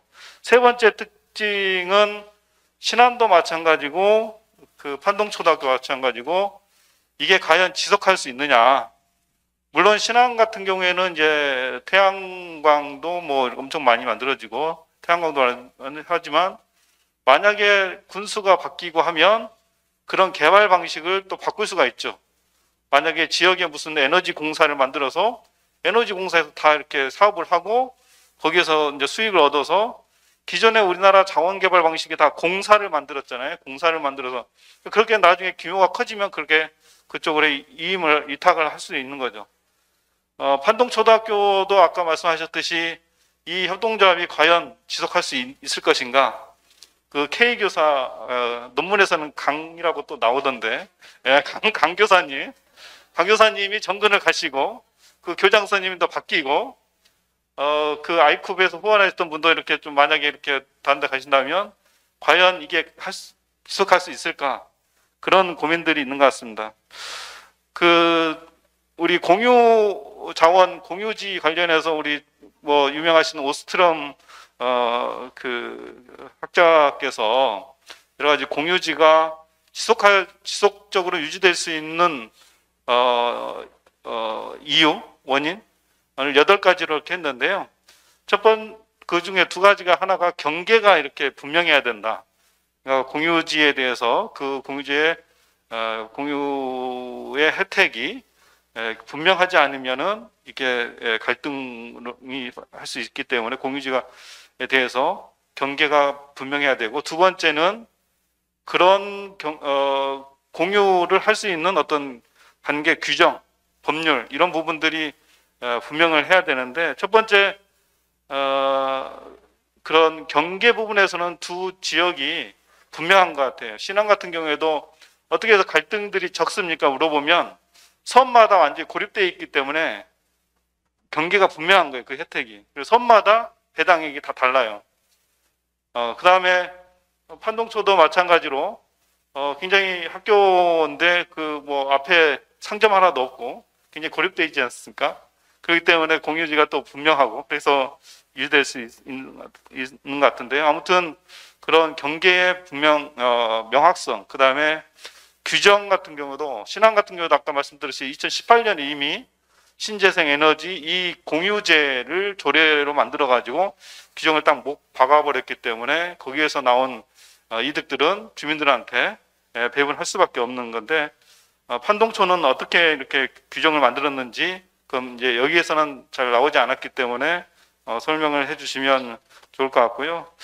아무튼 두 사례는 아마 그 미래에 어린이도 미래잖아요. 어린이의 미래고 에너지 우리가 사회의 어떤 지속 가능성을 얘기하는데 이 기본소득이 다른 방식인가 자본주의와 신자유주의가 극단인 사회에서 경쟁이 극심한 사회에서 약한 부분, 약한 고리부터 없어지잖아요. 어린이가 없어지는 건 저출산으로 사회가 없어지고 그다음에 지역이 없어지잖아요. 약한 고리들이 없어지는데 이것을 살리는 방식으로서의 기본소득이 굉장히 효과적이고 앞으로 미래가 있다라는 측면에서 굉장히 의미 있다고 생각됩니다. 이상입니다.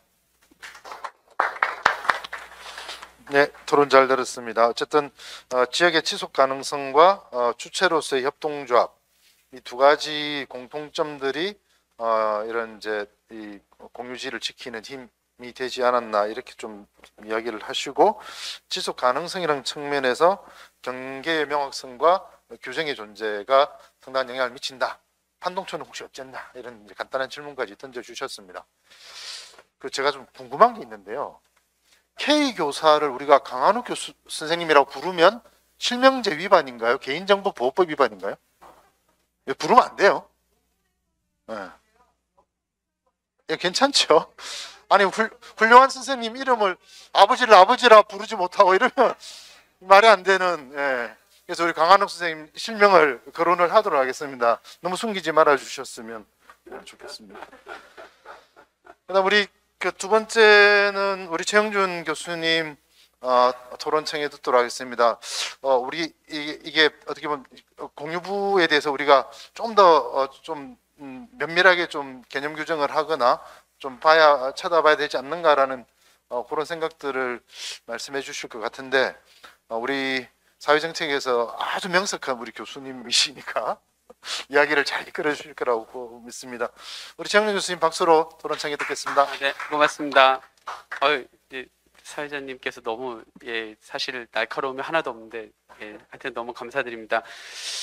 사실 이 그 두 발표문을 읽고 좀 당황스러웠던 점은 마음이 너무 따뜻해지는 거예요. 원래 이 토론자가 마음이 따뜻해지면 망하거든요. 이게 마음에 이렇게 칼날이 이렇게 딱 서면서 이렇게 배우고 저렇게 배워야 되겠다 이런 생각이 딱 들어야 뭔가 가서 이렇게 그럴듯한 토론을 하고 나오는데 마음이 따뜻해지면서 야 이거 나도 공부해보고 싶다, 나도 가보고 싶다 이런 생각이 딱 드는 사례여서 그 판동초 사례나 이거 다 유튜브 가서 다른 영상들도 다 찾아봤습니다. 그랬더니 그 비디오 머그에 우리 서정희 교수님 나오는 그 영상도 있고 그러면서 아이들의 직접 육성을 들으면서 이 사례가 어떻게 되는지 좀 들었더니 더 약간 이 텍스트가 더 생생하게 다가와서 이제 하고 나서 이제 끝났다라고 하면서 했더니 이제 써야 되는데 쓸 말이 진짜 없는 거예요. 진짜 쓸 말이 없었습니다. 그래서 너무 당황스러웠고 그런데 이제 쓸 말이 어디서부터 생겨났냐면 이 세션의 제목이 공유부 배당으로서의 기본소득이라는 점에서 일단 이 공유부 배당이라고 하니까 이게 뭐지? 라고 하는 데부터 이제 또 첫 번째 질문이 생겨났고 여기 이제 와서 든 생각은 우리 윤영중 지금 대표님께서 그 말씀하실 때 이 제목이 이 오늘의 취지가 한국 기본소득 담론의 전환이더라고요. 그럼 이 두 사례가 한국 기본소득 담론의 전환에 가지는 의미는 무엇일까라고 생각하니까 또 머리가 너무 복잡해져서 또 할 말이 없어지는 또 그 측면이 좀 있는 것 같습니다. 그러니까 결과적으로 그러니까 저는 공유부라는 말을 굉장히 많이 이제 선생님 여기 계신 선생님들께 주로 많이 듣고 굉장히 규범적으로 상징적으로 동의를 하고 있는 사람이거든요. 굉장히 좋고 이게 우리 거니까 이건 함께 나눠야지라는 생각을 의심해 본 적이 없어요. 근데 처음으로 의심을 해봤어요. 이게 왜 그러냐면 이거를 상징적이고 규범적인 수준에서 이야기할 때는 아무런 거부감이 없었는데 이거를 분석적인 단위와 우리가 어떻게 배분할 거라고 하는 그 도구로서 이제 가져오기 시작하니까 이제 머릿속이 너무 복잡해지더라고요. 이게 도움이 될까? 한국 기본소득 담론의 전환에 이게 메이저한 담론으로서 우리가 내세웠을 때 다른 기본소득에 대해서 다양한 의견을 가지고 있는 사람들과 소통을 하고 연대를 하고 때로는 싸울 때 가장 좋은 도구로 작동할 수 있는 칼날이 서슬퍼런 그런 칼이 될 수 있을까에 대해서 제가 오늘 정답은 저 당연히 없고요. 이제 막 고민이 생겼으니까요. 선생님들께서 좀 많이 고민을 좀 해주십사라고 제가 오늘 부탁드리는 게 제 토론의 핵심입니다. 사실 여기서 끝내도 되는데 아직 시간이 한 5분 남았으니까 5분만 좀 더 말씀을 드리면 저도 그 학생들이랑 최근에 뭐 계속 많이 제 수업마다 많이 읽히는 책이 실력과 노력으로 성공했다는 당신에게 뭐 공정하다는 착각 이런 책들을 많이 읽으면서 얼마나 운이 중요한가. 그리고 이제 뭐 어떤 크리스찬 우리 학교에 제가 있다 보니까 다 은혜라고 얘기하는데 다 거저 받은 건데 그럼 거저 줘야지 이러면서 이제 그런 식으로 공유에 대해서 함께 많이 이야기를 나누곤 하는데 사실 이제 그 금수저 담론의 시대가 끝나고 각자도생과 능력주의 담론이 오히려 우리가 지적하면 지적할수록 더 청년들에게는 더 강한 시대에 굉장히 많은 반대 토론이 있습니다. 이 공정하다는 착각 같은 마이클 샌들 이러면 일단 애들이 고개 숙이고 많이 들어갔는데 이제는 거기에 대해서도 애들이 할 말이 많을 정도로 시대가 굉장히 많이 변화하고 있다는 느낌을 받고 학교에서 굉장히 다양한 좀 치열한 토론을 하게 됩니다.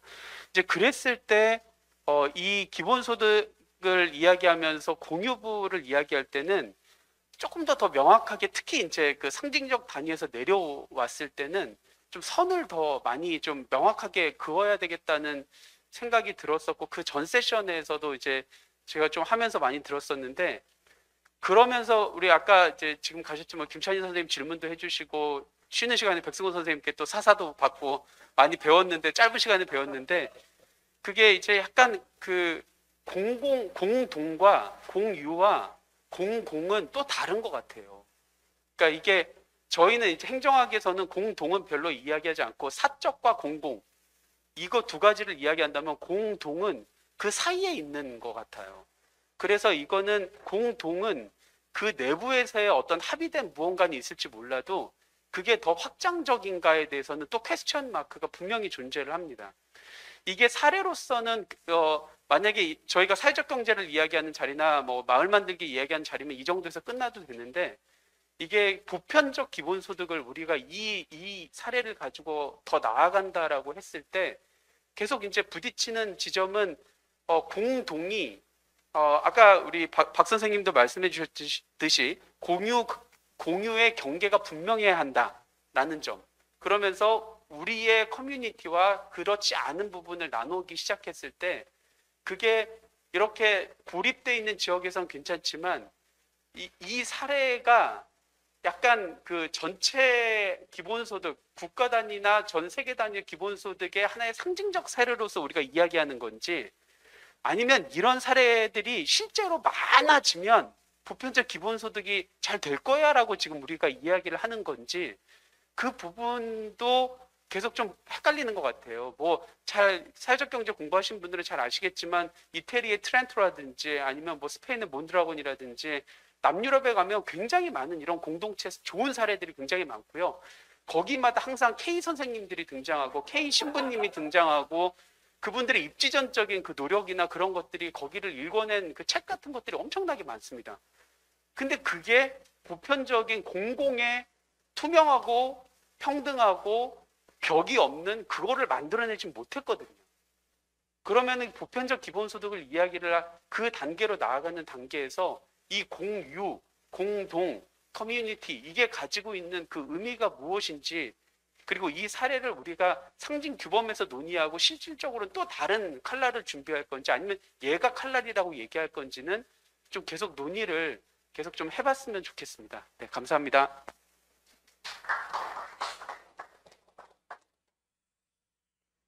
이 따뜻한 가슴으로 시작해서 아주 냉철한 분석으로 이제 마무리를 해주신 것 같습니다. 어쨌든 이게 공유부가 실질적인 이제 분배와 배당의 개념으로 접어들었을 때는 보다 더 명확한 지점들이 있어야 된다. 그걸 어떻게 설정할 것이냐, 거기에 관한 이제 문제를 제기하신 것 같고요. 또 하나는 이렇게 수많은 사례가 보편화되기 위한 이런 공동 공유의 기본적인 어떤 공동의 조건들이 있을 수 있는지, 그게 실제로 가능한지 두 가지 큰 문제를 지적을 해주셨습니다. 시간이 저희가 이제 4시 10분에 마치기로 되어 있는데요. 그래서 지금 15분밖에 안 남아서 혹시 질문이 있으시면 질문을 먼저 받고 우리 발표자님들 답변을 한꺼번에 좀 듣도록 하겠습니다. 그래야 시간을 좀 절약할 수 있을 것 같습니다. 질문하실 분들은 앞으로 나와서 질문해 주시면 좋겠죠? 아, 괜찮나요? 네.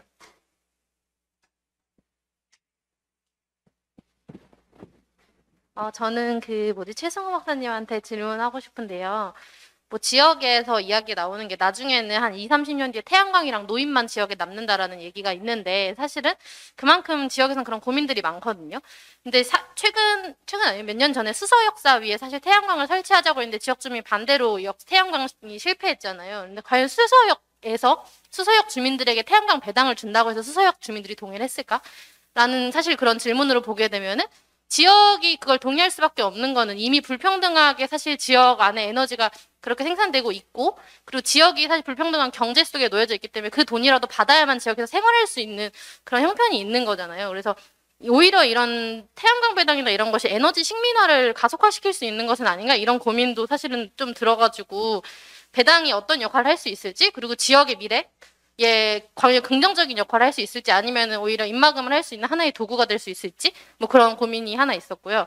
또 하나는 제가 신안에 살고 있는 짱뚱어가 되어서 질문을 드리고 싶은데 아까 또 이제 정현신 교수님 질문에서 나왔던 이야기인데 말하고 있지만 듣지 못하는 소리들이 있잖아요. 그러니까 아까 얘기하신 대로 자연자원은 공동 소유권이 아니라 향유권이라고 했었을 때 그 공동의 입장에 인간만 들어간 것이 아니라 비인간의 입장을 반영한다면은 어떻게 그 인간이 듣지 못하는 공유자들의 목소리를 반영해서 태양광 배당에 들어갈 수 있을 것인가? 그리고 그것을 위한 그 이제 신안 태양광 배당은 어떻게 구성되어야 하는가에 대한 그런 고민들을 같이 던지고 싶어서 혹시 생각하시고 계신 게 있는지 그 질문을 던지고 싶었습니다. 감사합니다.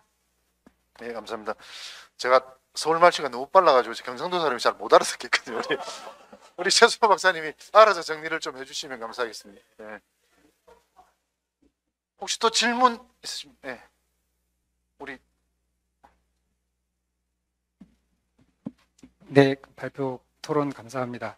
잘 들었고요. 질문이라기보다도 좀 이런 논의는 이제 출발이죠. 그래서 앞으로 이런 논의가 정말 활성화될 필요가 있다라고 생각을 합니다. 공유부 배당을 이어갈지 말지를 결정하는 사실은 뭐 우리 결정하고 가는 건 아니니까 그게 필요한데 그런 의미에서 이 사례 연구를 할 때 좀 기본소득론의 관점, 그동안의 보편적 기본소득, 보편적 무조건적 기본소득론의 관점에서 사례 연구들이 갖는 함의가 지금 연구된 사례가 갖는 함의가 뭔지를 좀 명료화해야 될 것 같아요. 그렇지 않으니까 이제 자꾸 이제 다른 질문들이 나오는 것 같은데요.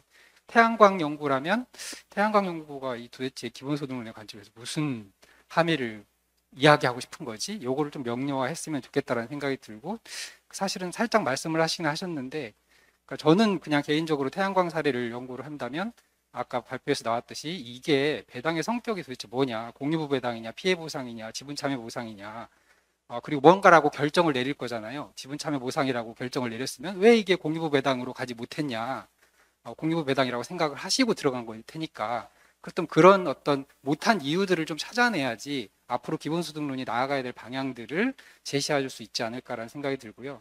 판동초 사례는 저는 효과 분석이라고 생각을 해요. 근데 효과 분석인데 기본소득 이게 뭐 공유부가 원래 있었는데 뭐 이런 건 아니잖아요. 일단 2,000원이라고 하는 공유부는 뚝 떨어져서 전제한 걸로 시작한 효과 분석이라고 생각을 하는데 최영준 교수님께서도 지적을 하셨지만 이 판동초라고 하는 작은 사례를 넘어서 큰 사례로 갈 때 그 사례 효과가 드러나지 않을 수도 있을 것 같은데 그렇다면 그런 사례 효과가 드러나게 하기 위한 제도적 장치, 국가의 역할 뭐 이런 것들은 무엇이어야 되는가에 대한 함의를 좀 제시해 줬으면 좋겠다. 아까 이제 그 박형철 박사님께서 말씀하실 때 협동조합 공동체 경계의 명확성 규정 이런 걸 말씀하셨는데 최영준 교수님도 말씀하셨지만 협동조합 운동이 성공하지 못했거든요. 제가 볼 때는 모르죠. 이제 결론이 안 났으니까 더 성공할 수도 있는데 이런 경계의 명확성이 과연 보편적 기본소득론의 관점에서 필요한가? 지금까지 성공하지 못했다면 그 지점은 뭐지? 만약에 공유부 배당이라고 하는 아주 큰 범위의 기본소득론이 실현되기 위해서는 꼭 이런 경계의 명확성이나 규정들이 있어야 되나? 있다면 어떤 형태의 규정들이 있어야 되는 거지? 라는 것들을 좀 단초를 던져준 함의를 던져줄 수 있는 그런 논의가 있었으면 좋겠다라는 생각이 들고 제 개인적으로는 기본소득론이 뭐 만병통치약도 아니고 그리고 커먼즈 논의에서 되게 강조하는 것이 커머닝 없는 커먼즈 없는 커머닝 뭐 이런 얘기들 많이 커머닝 없는 커먼즈 이런 얘기들 많이 하는데 결국 핵심은 어찌됐든 간에 저는 사회적 협약이라고 생각을 하거든요. 그러니까 이 사회적 협약이라고 하는 과정 속에서 기본소득론이 사회적 협약을 우리가 공유배당 기본소득을 실현하는 사회적 협약을 촉진하게 할 수도 있고, 또는 사회적 협약이라는 틀들을 큰 틀들을 만들어서 공유배당이라고 하는 하나의 어떤 제도를 또 실현시킬 수도 있고, 이런 논의들이 이제 필요한데 지금까지 이제 그런 논의들이 좀 빠져 있었다라는 생각이 들고, 그런 논의들을 사례 연구들에서 단초를 어떤 찾을 수 있는 기제들을 이야기해 줄 수 있는 그런 것들이 있었으면 좋겠다라는 생각이, 질문보다는 제 의견 말씀드렸습니다. 네, 질문보다는 앞에 나왔던 이제 토론과 관련된 질문들에 대한 좀 보충적인 제안 이렇게 좀 받아들일 수 있을 것 같습니다. 혹시 또 프로에서 또 질문 있으시면. 예, 저기 이주수 선생님 그 발표 재밌게 잘 들었고요. 그냥 간단하게 하나 좀 질문할 수 있는 것은 이제 공동의 부가 그 판동 초등학교라는 그 시스템이 이제 외부에서 올 수도 있다고 생각하거든요. 그러니까 미시적인 여러 가지 사례들에서는. 그런데 이제 그리고 거기에서 벌어지는 여러 가지 이제 공유 활동을 통해서 뭐 당연하게도 여러 가지 가치들이나 아니면 뭐 사람들의 주체의 변화 이런 것들이 이제 나타났을 텐데, 이걸 좀 거시적인 수준으로 이제 옮겨서 고민을 해보면, 거시적인 수준에서는 이 전체 공동의 부가 그 경계 안에서 자체적으로 어느 정도는 재생산되고 자기 자신의 규모나 확장성 이런 것들을 이제 가져야 되는데, 그러면 그 판동 초등학교의 사례는 그 전체 공동의 부에 어떤 식으로 좀 피드백할 수 있는가, 그런 부분과 관련해서 좀 고민해 보신 점이나 아니면 발견하신 뭐 포인트나 이런 게 있을지 좀 궁금해서 질문 드리고 싶습니다. 그러니까 이 판동초 사례가 사실 판동초등학교 내부가 아니라 외부 자원들, 외부 뭐 주민들이나 학부모들 다 같이 좀 만든 지역 전체의 그죠? 자원이기도 한데, 그것이 초등학교를 넘어서서 전체 커뮤니티에 어떤 영향을 줄 수 있는지 그런 질문이라고 이해를 했습니다. 고요. 혹시 또 질문 있으신가요? 자, 그러면 우리 두 분 발표자님들 오늘 질문에 대한 답변 그리고 간단한 마지막 마무리 멘트까지 포함해서 한 3분 정도씩 좀 부탁드리도록 하겠습니다. 예. 아유, 왜 이리 뜨겁습니까? 그래도 어젯밤에 축구 보느라고 집중이, 가나하고 포르투갈까지 그냥 보느라고 좀 뜨거운데 머리가, 이게 오늘 이 자리에 그냥 푸근하게 좀 하고 싶은데 이게 또 안 되네요. 원체 중요한 주제가 돼가지고 돌아가면서도 계속 뜨거울 것 같습니다. 어쨌든 애프터에 조금 머리 좀 식히고 갈게요. 뭐 어떻게 애프터가 좀 있지 않겠습니까? 어쨌든 질문은 3분이니까 제가 괜히 우선 저는 이런 생각을 해봅니다. 농어촌 이게 과연 재생산 에너지 태양광 풍력 발전 단지를 조성한다고 했을 때 재생에너지 이익이라든지 또 플러스 그 경기도에서 농촌 기본소득 있잖아요. 뭐 실행한다고 했을 때 이것이 주민 지역 소멸과 맞물려서 그것이 뭐 어떤 효과를 나타낸 거 아닌가, 그렇게 또 이야기하시잖아요. 우리 박균현 선생님 그런 이야기하는데, 조금 제가 빼딱하게 또 이야기하면은 과연 그 지역 소멸 어느 정도 이익금이 좀 들어오는 거, 이런 거 가지고 뭐 지역 소멸하고 주민 몇 명 더 들어와서 이런 거 아니지 않느냐. 근본적인 목적이 재생에너지한 주민들의 학습, 그 인식, 그죠? 의식, 이런 게 또 중요할 것 같고, 그 지역 내생적 발전에서 지역 협동 경제라든지 이런 것들을 통해서 스스로 또 학습해서 이게 자원을, 지역 내에서 자원을 발굴해서 같이 공동체로서 뭔가 발전할 수 있는, 최영준 선생님 이야기했던 그 공동체 확산 가능성이 있지 않습니까? 그게 키포인트 아니겠습니까? 그런 식으로 가져야지만이 공동체 확산될 수 있는데, 그 옛날에 저도 생태 공동체 한신대에서 했을 때도 가슴이 부풀어서 했더니만요, 확산 안 되더라고요. 몇 년 지나니까. 그 키포인트가 뭐냐면 이게 공동체 의식이라든지 내생적 발전을 위한 어떤 주민들의 어떤 의지들이 있어야 되는데, 그게 이제 약하니까 처음에는 다양한 실험들을 했다가 더 이상 확산이 안 되더라고요. 정체 내지는 좀 퇴보하는 행태. 이런 것도 좀 중요하다 이렇게 보고요. 그러니까 한인정 선생님이 이야기했건 그 부분은 정말 맞습니다. 에너지 식민지화. 왜 그 주민들이 이거를 태양광 단지를 설치를 원하는지, 그 농어촌 공간이 재생에너지 생산 기지로 지금 전락하는 거 아닌가 이런 우려가 이제 좀 있고요. 그 다음에 비인간의 목소리, 친환 태양광 부분에서 뭐 듣지도 못하는 부분에서 그것도 한번 좀 고려를 해야 되냐. 그거는 좀 내년에 열심히 저 면담도 해보고 나서 조금 말씀을 좀 드릴게요. 지금은 이야기할 게 없고요. 직접 가서 봐야 되니까.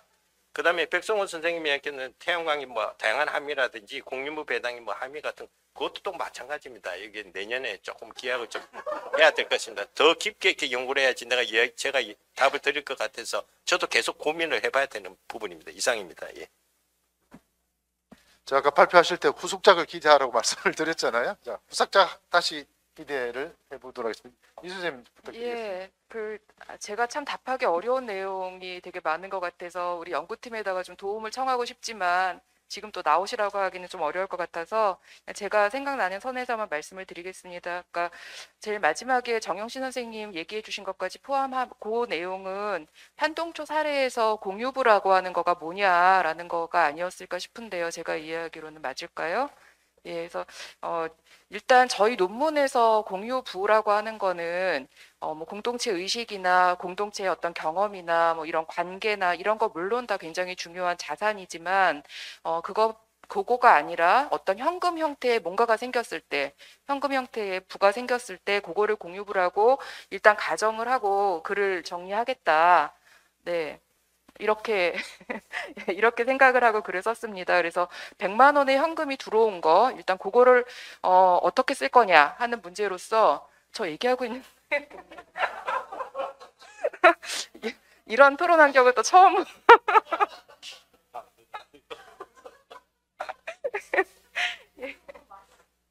예. 어디까지 얘기했죠? 그래서 어쨌든 현금 형태로 나타난 그 부를 이제 공유부라고 생각하고, 그러니까 기본소득화할 수 있는, 기본소득으로 분배할 수 있는 부라고 생각하고 얘기를 시작했던 거였었습니다. 근데 물론 그것만 뭐 부라고 보는 거는 아닌 것 같고요. 이제 특히나 판동초 사례에서는 이게 자체 내에서 생산된 부가 아니라 외부의 기부금으로 주어진 거였기 때문에 물론 여러 가지, 그러니까 보편적인 기본 소득으로 그 제도로까지 연결시키기에는 굉장히 무리가 있다는 생각을 저희도 합니다. 근데 이제 어쨌든 그거를 지금은 기부금으로 시작을 했지만 아까도 말씀드린 것처럼 자체 내에서의 어떤 경제 활동 같은 것들을 이제 이게 어쨌든 협동조합이기 때문에 거기서 뭐 이윤 창출을 많이 할 수는 물론 없겠지만 사회적 협동조합이라서 어찌 됐건 자체 내의 그 운영비나 이런 것들을 마련하기 위한 걸로는 얼마든지 쓸 수 있는 그런 조직적인 기반을 가지고 있기 때문에 모르죠. 그러니까 학부모들이 했던 얘기 중에 지금 기억이 나는 건 자기네들도 이걸 어떻게 유지하고 확산시켜 나갈지에 대한 고민을 하면서 되도록이면 매점에서 살 수 있는 건 매점을 통해서 사겠다라고 하는 얘기들을 하고 있습니다. 그러니까 물론 제한적입니다. 상품 자체가 주로 이제 아이들 용품과 관련된 상품만 있기 때문에 제한적이지만 학부모들이 그런 의식들을 갖고 있는 거죠. 그래서 바깥에서 사지 않고 여기서 사면서 우리가 나름대로의 재원을 만들어 보겠다. 이제 이런 식으로 되는 것 같아요. 그래서 이게 일단은 외부의 기부금으로 시작이 됐지만 계속해서 기부금으로만 유지되는 건 아닐 수 있을 가능성, 그리고 그 가능성의 이면에는 제일 중요한 건 이 의식의 변화인 것 같아요. 여기에 관련된 공유자들이 기본소득이라고 하는 거를 통해서 어쨌든 굉장히 중요한 의식의 변화가 생기고 있는 거죠. 그래서 그런 것들이 토대가 되고 있기 때문에, 돼줄 거기 때문에 뭔가 좀 가능하지 않을까 이런 생각을 좀 하게 되는 거고요. 그러니까 그런 정도의 그냥 의미 부여를 했으면 좋겠다라는 생각이 들고요. 아까 백승호 교수님 효과성 연구인 것 같다라고 말씀을 하셨는데 동의합니다. 효과성 연구인 거는 맞는데 이게 그냥 일회적인 효과성이 아니다라고 생각을 하는 이유도 거기에 있습니다. 의식의 변화가 있고 그래서 우리가 계속 논문에서는 어떤 피드백, 환류다, 확장이다, 그리고 한류다라고 하는 개념을 좀 쓰고 싶어 했던 것 같은데요. 뭔가 계속 더 새로운 것들을 만들어 나갈 수 있는 힘이 요 판동초라고 하는 그 공동체 안에서 생겨나고 있다는 거죠. 그리고 그게 더 많이 생겨나도록 하기 위한 그 과정에 기본소득이라고 하는 거가 하나의 굉장히 중요한 모티브가 되고 있는 거는 분명한 것 같다. 이런 생각을 좀 가지고 논문을 썼던 것 같습니다. 그리고 특히나 이 판동초의 사례는 그러니까 이게 이제 보편적인 국가 차원의 기본소득이랑 그럼 어떻게 연결될 거냐 이런 질문들을 좀 많이 가지실 것 같은데 저 역시도 마찬가지고 답을 갖고 있는 거는 아닌데요. 저는 개인적으로는 실천 쪽을 공부하는 사람이어서 사실은 제도나 이런 거 잘 모르거든요. 근데 요 사례를 보면서 제가 생각했던 거는 이게 어차피 공유부를 창출하고 그거를 어떤 형태로 분배할지에 대해서 정하고 하는 과정들은 뭐 선생님들 다 지금 동의하듯이 어떤 협의, 합의 이런 과정들이 굉장히 중요한 거잖아요. 그렇게 봤을 때 저는 요 사례가 굉장히 제한적인 사례인 건 분명하지만 아동의 교육 현장에서 벌어진 사례였다라고 하는 것이 갖는 또 하나의 의미가 있을 거라고 생각합니다. 그러니까 어차피 그게 기본소득이라는 게 뭐 어떤 혁명가가 등장해 갖고 딱 어느 날 아침에 갑자기 이룰 수 있는 게 아니라면 결국은 우리나라 시민들의 어떤 의식이라고 하는 거가 굉장히 중요한 것일 텐데 그런 점에서는 이게 아동 사례이기 때문에 갖는 어떤 특이성이나 강점이라고 할 수 있는 부분들 그리고 어렸을 때 내면화된 아까 말씀드린 것 같은 그런 평등의 가치나 이런 것들은 굉장히 중요하게 앞으로 작동할 수 있는 거다라는 생각이 들기도 하고요. 그 다음에 또 관련지어서 요거는 그냥 한 개 학교에서 지금 벌어지는 거지만 전남 교육청 같은 경우에 지금 학생 기본소득 뭐 이런 얘기들이 나오고 있다는 소식도 좀 듣고 있는데요. 그렇게 되면 조금 더 광범위한 형태의 어떤 학교를 베이스로 하는 기본소득 뭐 그런 것들이 이제 있으면서 이게 갖는 어떤 교육적인 효과, 시민 의식을 변화시키는 데에서 가질 수 있는 어떤 영향력 이런 것들이 좀 있지 않을까. 그러면 어느 순간이 될지는 모르지만 우리가 사회적 협의, 합의 이런 것들을 도출하는 과정에서 나름대로의 또 기여를 하지 않을까 뭐 이런 생각을 좀 하기는 합니다. 네, 감사합니다. 저는 사실 우리 판동초 이야기는 몇 번 듣기도 하고 기사로도 자주 봤는데 오늘 발표문을 좀 보면서 사실 많이 감동을 받았거든요. 정말에 그래서 야 기본소득 이야기를 이렇게 사람을 감동시키는 논문을 쓸 수 있구나.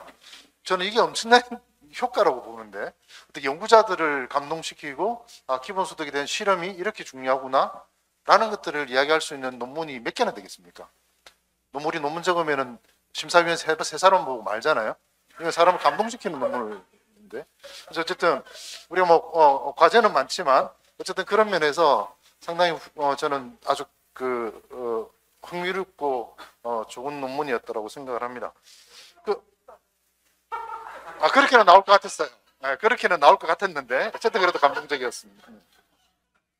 그래서 제가 아까 좀 시끄럽게 했던 이유는 우리 지금 그 유튜브로 지금 생방을 하고 있는데 채팅창에 질문이 들어왔습니다. 그래서 제가 눈이 이 글자 너무 작아서 안 보여가지고 박김철 박사님한테 좀 읽어달라고 해서 이제 케이스 우리 강환호 선생님 이제 가시고 나면 이게 지속 가능할까라는 고민들을 많이 하고 있는데 마을의 청년들 또는 이제 귀농하신 분들 있을 수도 있고 청년분들하고 그다음 마을 교육 공동체 생태 그다음에 지역 이런 것들을 좀 결합시켜서 갈 수 있는 모델 이런 것들을 한번 고민해봐도 되지 않을까요? 라는 질문이 와서 제가 좀 시끄럽게 해서 죄송합니다. 혹시 이준 선생님 여기에 대해서만 간단히 하고 오늘 토론에 글쎄요, 그거는 뭐 지금 이게 여기까지 올 수 있었던 배경에도 물론 마을의 협동조합이라든가 이런 게 다 같이 관여하면서 왔기 때문에 아마도 강원호 선생님도 충분히 뭔가 고려하고 마을하고 연결해서 뭘 하는 거에 대해서는 계속해서 열어놓고 추진을 하시지 않을까 싶어요. 지금 대안학교를 만들겠다라고 하는 계획도 선생님 혼자 하시는 게 아닌 걸로 저는 들었거든요. 그래서 그 마을의 그런 교육협동조합 이런 것들하고 연결지어서 지금 준비를 하시는 것 같아서 뭐 그럴 것 같기는 한데 그 구체적인 형태가 어떻게 될지는 제가 답변할 수 있는 건 아닌 것 같습니다. 네, 감사합니다. 어쨌든 우리가 유튜브 라이브 방송하고 있다라는 게 오늘 효과가 드러났죠. 직접적인 실시간 채팅으로 이제 질문과 대답이 오고 가고 있습니다. 마지막으로 우리 그래도 그 토론하신 분들 한 30초 정도씩 마무리 발언 듣고 정말 마치도록 하겠습니다. 예, 시간 주셔서 감사합니다. 오늘 하여튼 주제가 이제 공유부 배당으로서 기본소득 사례인데요. 아까 뭐 신안도 얘기했고 이제 판동초 얘기했는데 저는 좀 마을 사례도 조사를 좀 했는데요. 아시다시피 익산 성당포구 마을에서 마을 연금 제도를 하면서 이렇게 배당하면서 마을이 그 활성화되고 주민들이 이렇게 만족해하는 그런 모습도 봤고, 또 특히 하나의 기본소득의 하나의 작은 모델이라고 할 수 있는 어촌계, 어촌 자원을 활용해서 거기에서 나오는 어로 수익을 주민들한테 이렇게 기본소득 형태로 배당을 함으로써 어로 자원도 지속적으로 보존되고 마을 주민들도 뭐 만족해하는 생활, 그 다음에 공동체가 유지되는 그런 사례가 있기 때문에 이런 사례를 좀 확산시킨다고 한다면 지자체 단체장이라든가 정치 리더 하시는 분들이 마인드를 좀 바꾸는 계기가 되는 것 같아요. 이렇게 공유 의식, 공동체, 그 다음에 공유부를 그전에는 뭐 그 민간은 뭐 영향이 없다고 해서 기업체한테 다 주어버린다든가 어떤 개인한테 주어버린다든가 이런 게 아니라 정말로 그 지역을 지킬 수 있고 유지하기 위해서는 이런 공유부 의식을 갖게 하는 데 의의가 있다고 생각이 됩니다. 이상입니다. 예, 저도 너무 일단 공부를 많이 해서 너무 감사드리고요. 약간 그런 지금 나왔던 박 선생님 말씀하셨던 이 아이디어들을 어떤 방식으로 잘 발전시킬 수 있을까? 그리고 약간 일종의 참여소득 같은 느낌도 사실 살짝 들기도 하거든요. 이제 이런 여러 가지 갈래들에 대해서 앞으로 좀 많이 논의하고 또 배우도록 하겠습니다. 감사합니다. 네, 감사합니다. 자, 이번 세션은 우리 공유부 공유지 이라는 개념으로 사례를 검토하는 시간들을 가졌습니다. 어쨌든 이 공유부나 공유지라는 개념 자체가 워낙 추상적인 개념인데 그 사례에서 그 추상적 개념들을 녹여내는 작업을 하다 보니까 상당히 어려운 부분도 있고, 그다음 기본소득이라는 배당이라는 또 구체적인 이제 보편적 제도와 결합시키는 과정에서도 여러 가지 좀 우리가 고민하고 연계시켜야 될 고리들을 많이 찾은 것 같습니다. 어쨌든 오늘 어려운 발표해 주셔서 감사하고요. 이 시간까지 계속 관심 있게 지켜봐준 우리 플로에 계신 분들과 유튜브 방송을 시청하고 계신 시청자분들께도 감사 인사드립니다. 감사합니다.